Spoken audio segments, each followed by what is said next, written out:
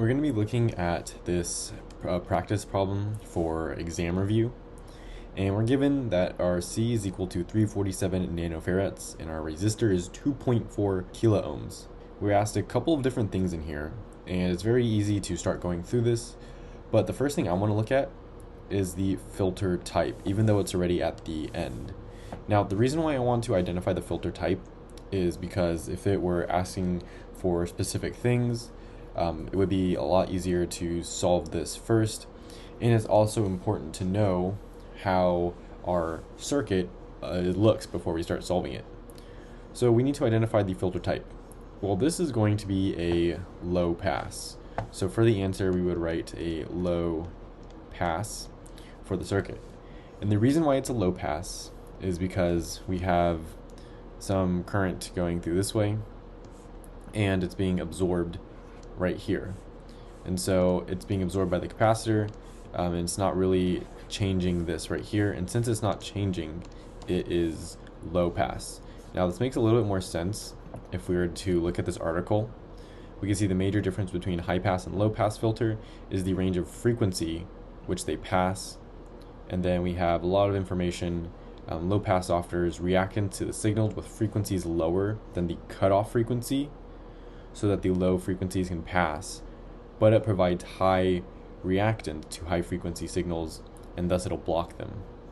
So we have a lot of information right here. I like this comparison chart. The definition of a high pass is it is a circuit which allows the frequencies above the cutoff frequency to pass it, and a low pass is it is a circuit which allows the frequency below off frequency to pass through it. And then we have the circuit architecture. If consists of a capacitor followed by a resistor, so this is for high pass. So we can see this is a resistor followed by a capacitor, and this is going to be in a low pass. It consists of a resistor followed by a capacitor. And now you might be thinking, well, and then we also have some examples right here. And if we keep scrolling down, we can see more examples. Now you might be thinking, what about for an inductor? Well, for an inductor, it's going to be a little bit different. If we look at the notes linked below the like button, we have this LR, and so the L is going to go where the R is here, and the resistor is going to go where the capacitor is here. And I believe because the current is being absorbed by your inductor, it doesn't change the voltage, just like the capacitor doesn't change the voltage here. This is why it's low pass. And we have some more information that we can look at right here regarding inductance. And if we scroll all the way down, we have some examples, as well as one that shows our capacitance right here. So now we can look at the actual problem now that we know that. So we need to find our H of S, the transfer function. Well, we're going to use the voltage divider method for this. We know that we're going to have our voltage out equal to our voltage in. This is being multiplied by the impedance at or over our voltage in, and we have to rewrite this to put it in the S domain. So this is going to be Z of C is equal to 1 over S times C. So we're going to have 1 over S times C, 1 over S times C plus R. So now this is what we have. We can rewrite it again. We can see that we have some kind of format down here. So what we can do, it seems that we want S by itself. We can divide everything by R and then multiply everything by S, and then divide both sides by VI. If we do this, we're going to get our V naught over VI. But we know this is our H of S. And this is going to be equal to our, remember, multiplying everything by S, dividing everything by R. We're going to have 1 over our R times C, and then 1 over our R times C plus, and then we're just going to have an S right here. And so that is going to be our equation. Now we need to find what our 1 over RC is. So we can say 1 over RC is equal to what? Well, if we plug this into a calculator, it's going to be 1 over 347 nanofarads, and then it's being multiplied by 2.4 kilo ohms. So I think I plug this in right here. This is what it's going to look like, and it's going to give us this answer right here. Approximately 1,201. So our 1 over RC is 1,201. And we're going to plug this in right here, and we're going to plug this in right here. And so that means what we're going to be left with for our answer for part A is 1201 divided by S plus 1201. Now we need to calculate the cutoff frequency, so our omega c. And the way we can find our omega c is by doing h omega c equal to our h max divided by the square root of 2. And this can be found in the notes linked below the like button as well. This is an equation that we're able to use to find this. So there's a few things that we need to find. First is our h max. Well, our h max is when our s right here is 0. This is going to be 0. We're going to plug this in. We know it's going to be 1201 over 1201 plus 0. And so this is going to equate to just 1. So that means our h max for this specific problem is 1. So we're going to have 1 over the square root of 2. Now we have to find our omega c.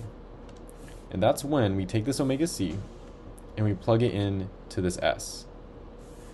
And so this is going to give us a 1201 over 1201 plus our omega c.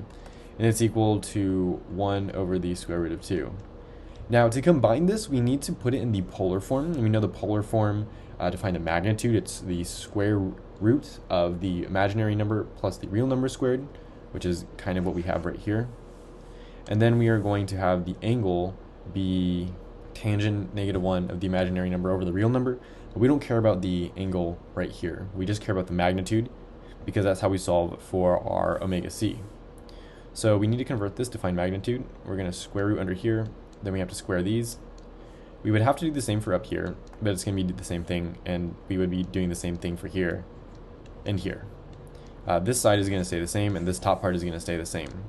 What's going to change is the denominator on the left side. So what we can do is manipulate this equation and rewrite it a little bit. We're going to have this 1201 on top. We can multiply both sides by the square root of 2, so it's going to get rid of it there. And this is going to be equal to, we can multiply our left denominator by both sides, and then we can also square everything to get rid of that square root. So it's going to give us this, and then we're going to have 1201 squared plus our omega c squared. So what we can do is subtract the 1201 squared from both sides, like this, and so we're going to set it equal to, and then we want to get rid of the squared over our omega c, so we can just square root everything. And if we do this, we can find our omega c, and we can plug it into a calculator. And if we click go, it's going to give us approximately 1,200 as our decimal. So that means our omega c is going to be equal to 1,200. And so our answer for the omega c is 1,200. Now we need to find f of c, which is our frequency. And to find frequency, we're going to use the equation where we have our omega c equal to 2 pi times f. We'll divide both sides by 2 pi, and we're just going to plug our frequency into here. So we're basically going to have 600 divided by pi. We can just plug this in here, divided by pi, click go, and then that's going to give us approximately 191. So our frequency here is going to be 191 hertz. Now we need to state the phase angle of the output voltage when fully in the passband region. So our omega is less than our omega corner frequency. And this is going to happen if we take the notes linked below the like button. We can see on page 98, this has to do with Bode diagrams. We look at this specific one right here.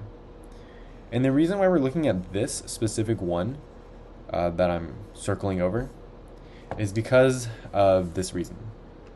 When we look at our h of s, the transfer, because that's what we're looking at whenever we graph Bode diagrams, we are going to convert this to our h j omega, right?